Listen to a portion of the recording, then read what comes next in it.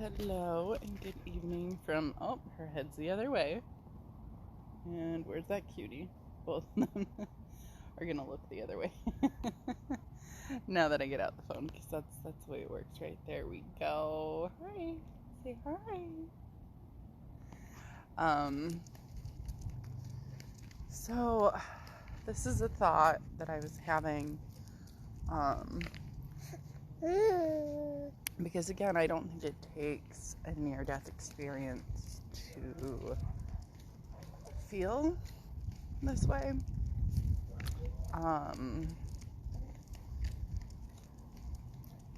But I definitely think I had lived in so much fear before my NDE, that I do feel like was from conditioning and from just how I grew up, my childhood. Like there's like my parents, they do. I love them. They live in a lot of fear. Oh man, I feel like I need to do a video about that one too, because we'll just toss it in here as a little side note, because that's what I do, right? Tomorrow is Mother's Day, and I am not reaching out. I'll message my mom and wish her a happy Mother's Day. I had to check my email because they went on a cruise and I wasn't even sure if they were back, but they did get back yesterday, and tomorrow, sorry, just checking to see the date, and tomorrow is Mother's Day. But after my last post with the whole breakup thing, it's hard not to reach out, hard not to invite her out, hard not to ask her if she wants to do something. She is still my mom, right? But I also definitely do feel like I deserve some respect, and it would be nice if maybe she would reach out to me for once and say, hey, would you like to do something? Just like, hey, can I see you? Hey, can I see the kids? Hey, so that's definitely a rough one right now, but I feel like I just need a little bit more time. Not quite ready yet, and I think I need to just allow myself to take this time and not reach out. Right? That's the whole purpose of a breakup. Although I did invite them to my daughter's class play. It's a very interesting one, but it's almost that breaking up with them for me.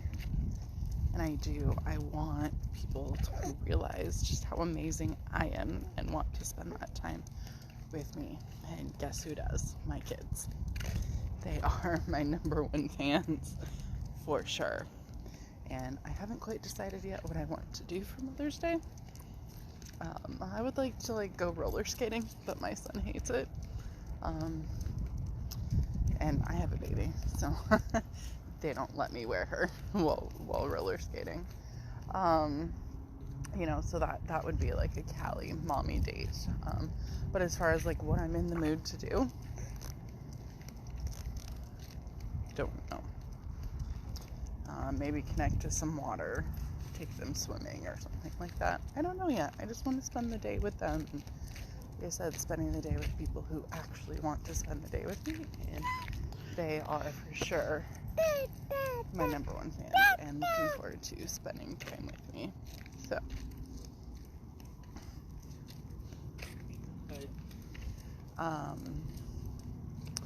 back to what I was saying though. So I was on Facebook, and I'm in hiking groups, and people will post about rattlesnakes, and when I see those, I'm always like, oh, that's so cool. Seeing tarantulas on the trail, so cool. I am not quite there with being able to hold a tarantula. I think it was really cool because I did see somebody post one, and I'm like, you are my idol. Can I meet you, and can you help me get to that point. I love animals. Like, I just think it would be the coolest thing to snuggle with a lion. Right? Totally normal thoughts. But the ones like with the rattler, the rattlesnake. So I was on a hike. I did a hike through REI. And there was a guide. And it was a star hike. And so it was dark. And we were standing there in a group. And you just heard the rattle. And so I just I froze. I mean, it's what you do when you hear it, right? Because you gotta identify where it's coming from, acknowledge, is that what I just heard, and then proceed from there, right? Like, you don't really flight and run the wrong direction and step on it. So actually freezing was the perfect thing to do in that instance. And there was another woman standing right next to me, and the guy had shown his, we just kind of looked and we're like, is that what we think it is? And the guy had shown his lights, and sure enough, there was a rattler right behind me, right behind us. And, you know, so she is like kind of freaking out. And me, I was just like, okay, like, it's letting us know it's there. It was still all coiled up, like, just kind of relaxing, you know, just like, hey, I'm here, and this is me letting you know I'm here so that you don't accidentally step on me. Like, it didn't have any ill intentions. It wasn't going to strike unless, you know, it felt threatened. Like, we were still, we were pretty darn close to it. Like, maybe a foot or so away. But it was just letting us know it was there, right? I wasn't ever scared that it was going to hurt me. It's not something that I don't know. I go hiking all the time, by myself, sometimes with friends, and just reading the posts of the people and just the fear that exists, right? Somebody made a comment about how they stay at home on the couch because they don't want to run into snakes in the wild. I'm like, wow, like, that's the kind of stuff that I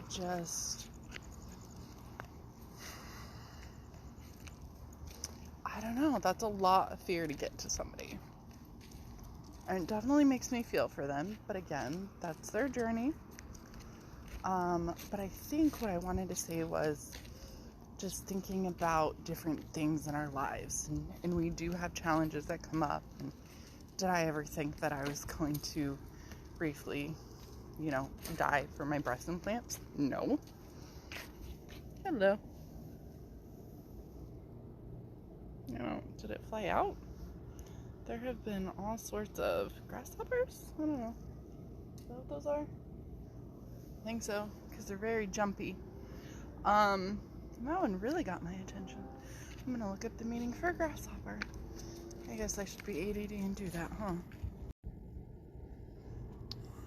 Oh wait, I meant to share the photo. Hang on. Well, if this just isn't the most perfect, and there's a plane flying overhead, so I also think the universe is still guiding me, because ever since I left the video about the flight to Louisiana, I have not made any moves about maybe finding somebody that I could stay with and make that trip happen. But earlier today there was a grasshopper on my driveway. I thought, oh, how cute. Did I look at the significance? No. So now one just literally jumped in my hair to catch my attention, to tell me to look it up. And how perfect is this? Meaning, and I could search for this, you know, 3 days from now if I see one again, and it could have a totally different meaning. And that's what I love. They carry wisdom along with them and are said to represent many things, such as abundance, achievement, And here we go. Courage and fearlessness. Exactly what I'm talking about in this video. And this is what I'm talking about. The universe literally talks to us, and you just saw it right there. Like, grasshopper literally just jumped up into my hair to get my attention to look it up. And what's my video about? Courage, fearlessness. And I mean, it's not to say that sometimes I'm not scared to do something, but I do it anyways. And it's kind of like one of those where it's like, if I'm meant to experience it, then I will. And right now it's a financial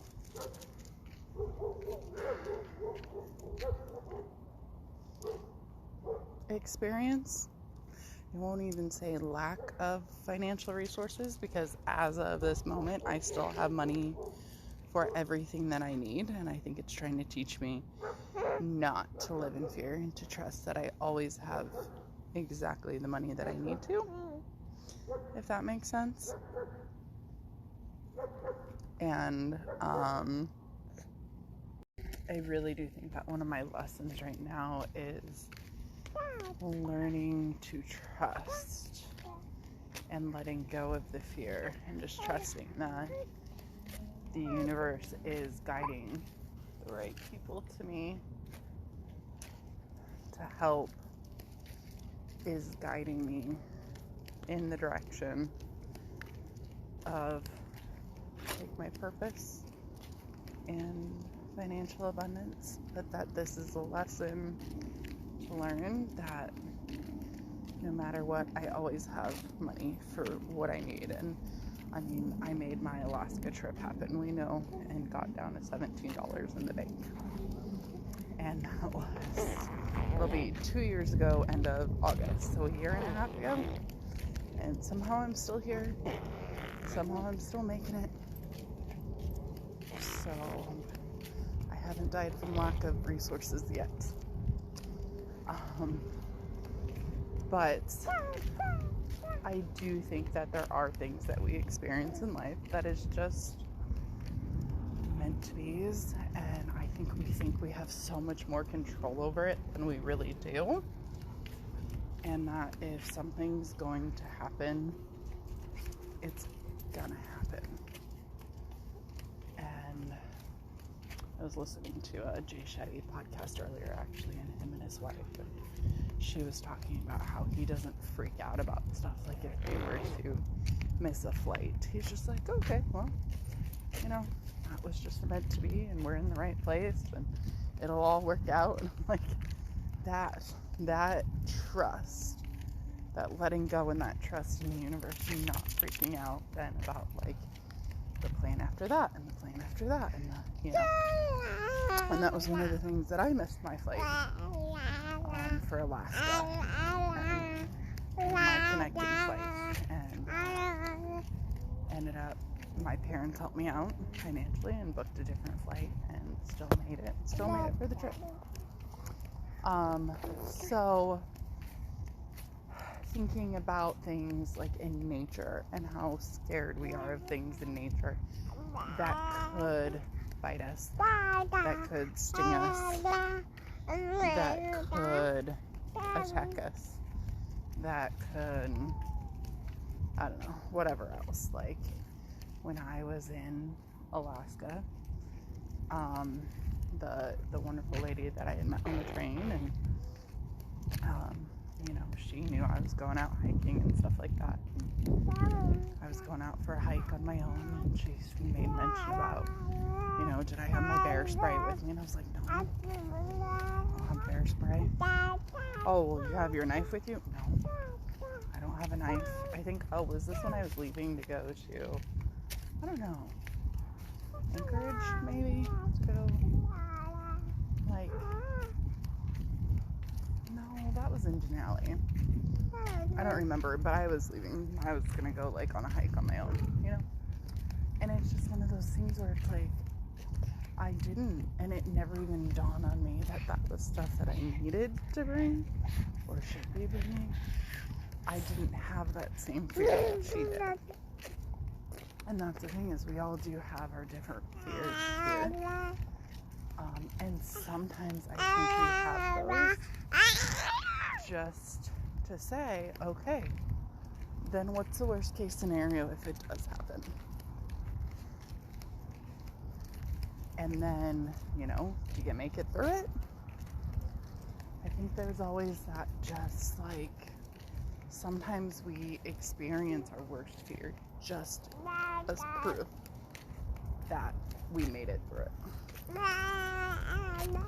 And this one's a tough one, I know. I feel like I'm kind of rambling because it's hard to explain where would I have ever done a solo journey to Alaska and couch surfed and hitchhiked and done public transportation and hikes in the Denali Wilderness alone, and, you know, taken a bike ride, I forget what the path is called in Anchorage, and seen a mama moose and her baby and not been scared in the slightest, and seen a lynx, you know, and not been scared. Like, I was concerned that if I moved too fast I was going to chase the lynx off.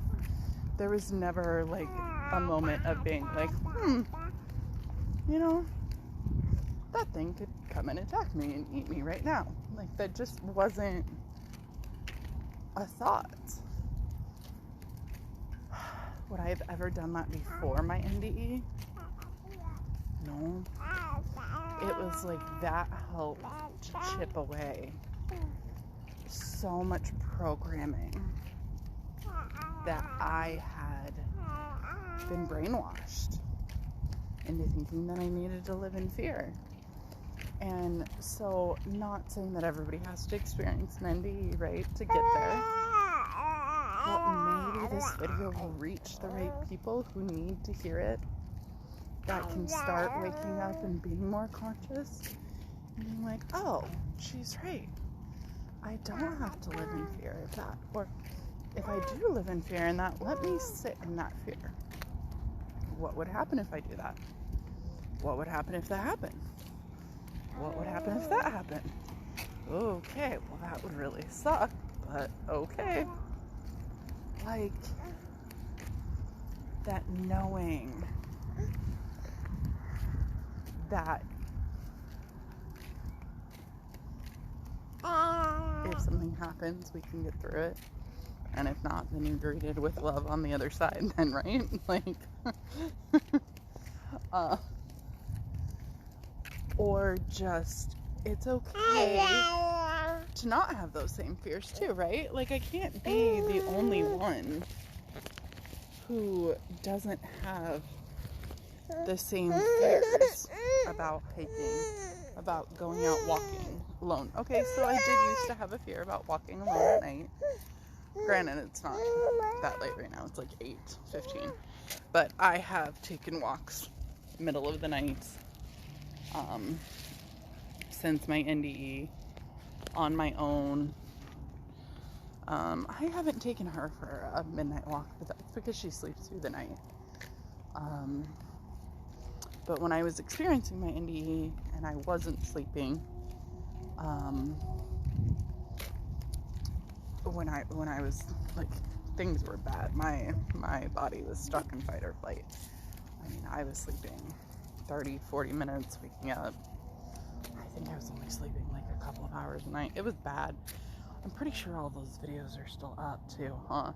I have a lot of videos up from during that time, thanks to Juliana, my herbalist, an astrologer. And okay, Lily, don't want you playing, and you're not nursing, so I'm gonna put it away. I know, sorry. And no, because you weren't nursing. You were just trying to play with it. I know. So,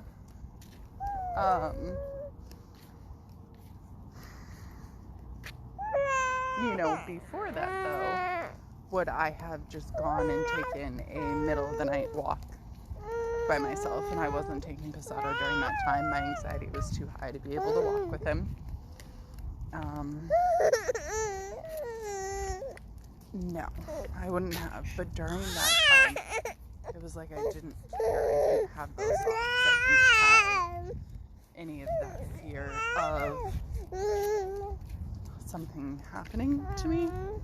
I knew I couldn't sleep, and I think a lot of that was also a lot of that PTSD bubbling up from nighttime abuse growing up. You were not happy I put my boob away, huh? But you weren't nursing, you were just trying to play with it. And I don't like that. Are you gonna nurse?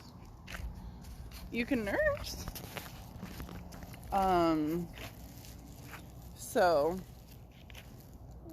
you know, but I wasn't conscious that it was anxiety also from nighttime abuse. I didn't put that one together until later with my therapist. So when I was taking those nighttime walks, I mean, midnight 1, 2, walking around the park here,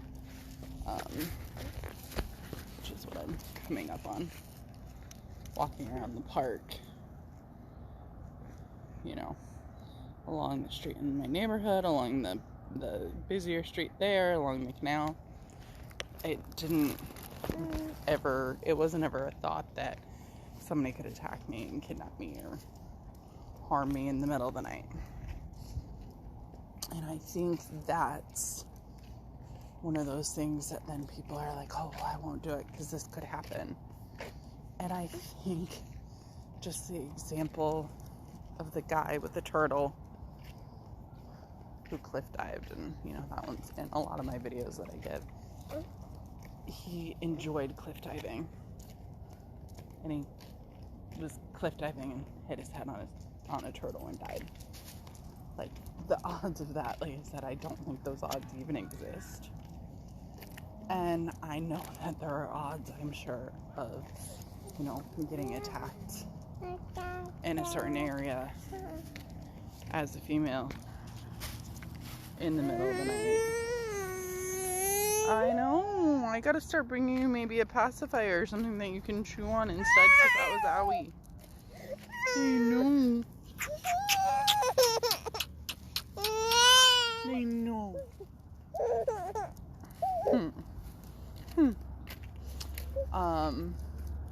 So I think that's the thing, is just realizing that we can consciously start to peel back those layers of programming. And I gotta start bringing her something, apparently. She's got a tooth coming in, so I think she needs something to teeth on too while walking. Let's see what she thinks of the leash. Huh, would that help? Would that help to play with?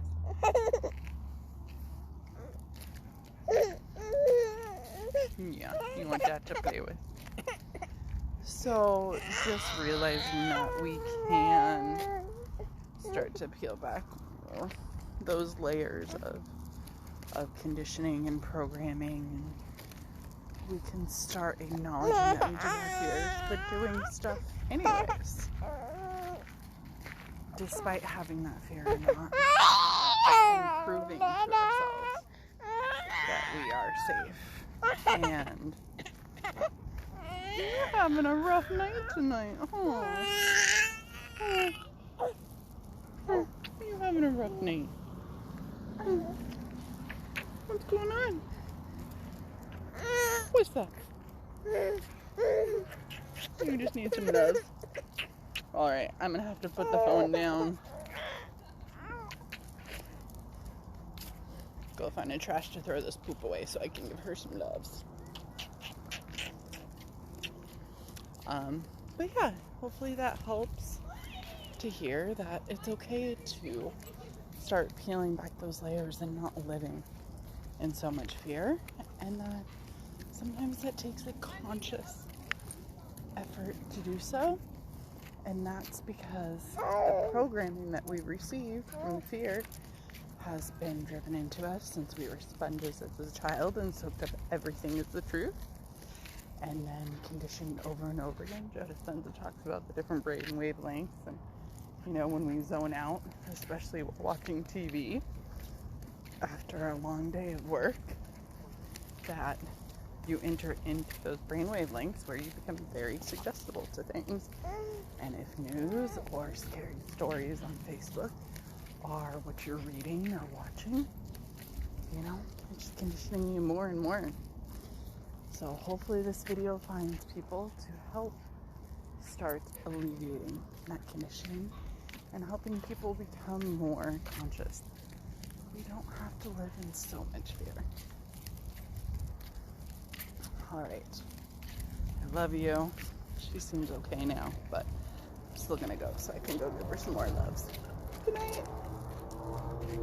Okay, so I moved this cutie pie up a little to give her some more loves. So we'll see if she's doing okay. So I can briefly finish because I feel like I was rushing to end that one. Just briefly wanted to finish a couple of thoughts with that, you know, when I posted in the hiking group that I wish we saw more posts about women hiking solo and making it home just fine alone, and that people were commenting on my photo being like, oh, look at you, I'm out there hiking alone, look at me, I can still be out there and hike alone, blah blah blah, and calling me insensitive for doing so, and realizing that this is going to trigger a lot of people because it's not the current common thought. But the more that I do it will give other people the confidence to either do things that they might not otherwise do out of fear themselves, or, you know, share that they're doing it, encourage others to do it, and then maybe we can tip the scales and become the popular belief and help de-brainwash this fear mentality that's going on. I love you. And that is one thing that, you know, because people have said, well, you posted about your breast implants killing you, and that's making people live in fear. And the one thing that I will say about my post, it was never a soapbox post with the underlying message, you need to get your breast implants out. And that by no means has ever been one of my messages. And that's because for me, that was what was killing me, along with all of the PTSD bubbling up at the same time. Too much stress for my body to handle.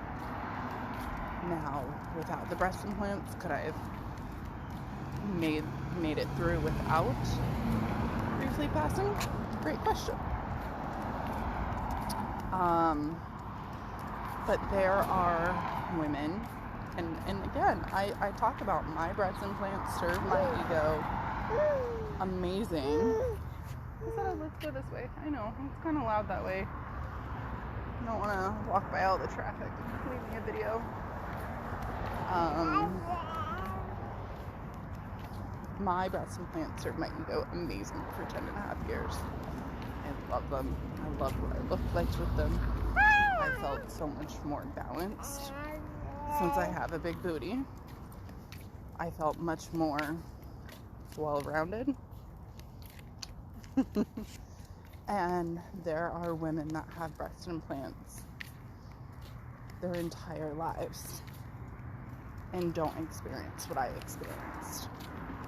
There are Facebook groups for breast implant illness. Those do exist. So that if women are experiencing certain symptoms, that could help guide them if that is something that is causing them issues. Now, how do I feel as far as the body starting to form a wall of scar tissue capsule to block them off from the rest of the body immediately? Right? They do. so they aren't, quote, natural. Our body seems to reject them almost immediately, but it has its mechanism to form that scar tissue to wall it off, right? And there are plenty of women that have them their entire lives and never have any issues with them. So again, it's not a fear-based message of you need to go get them out because they're killing you, because oh, they might not be.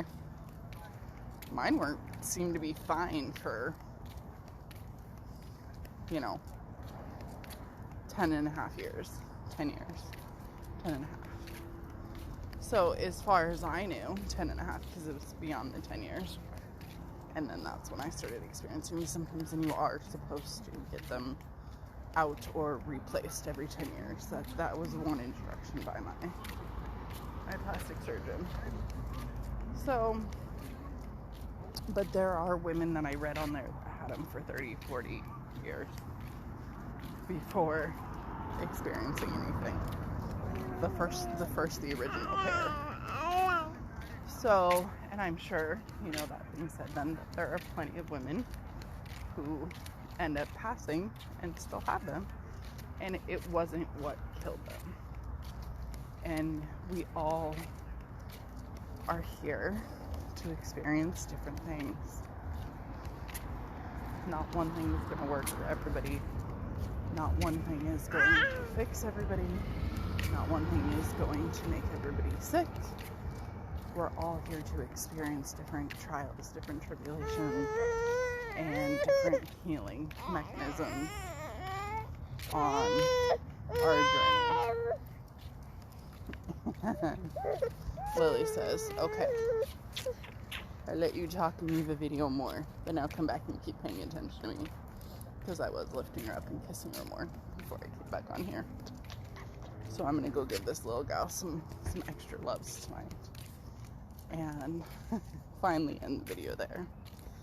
So I love you, and let's start peeling back those layers of fear. Let's do it. And start spreading the message, like me maybe encouraging others to do it, and then maybe you guys posting yourselves, and start spreading the non-fear, I don't know, the fearlessness. Why does it still have fear in it? What word can we use instead? Let me know your thoughts in the comments below, because my brain can't think of one right now. Alright, now I love you. Have a fantastic night, day, whatever it is for you. And as I head to bed with this little one, I can't believe I almost forgot to say Happy Mother's Day, because everybody out there either is a mother or has a mother.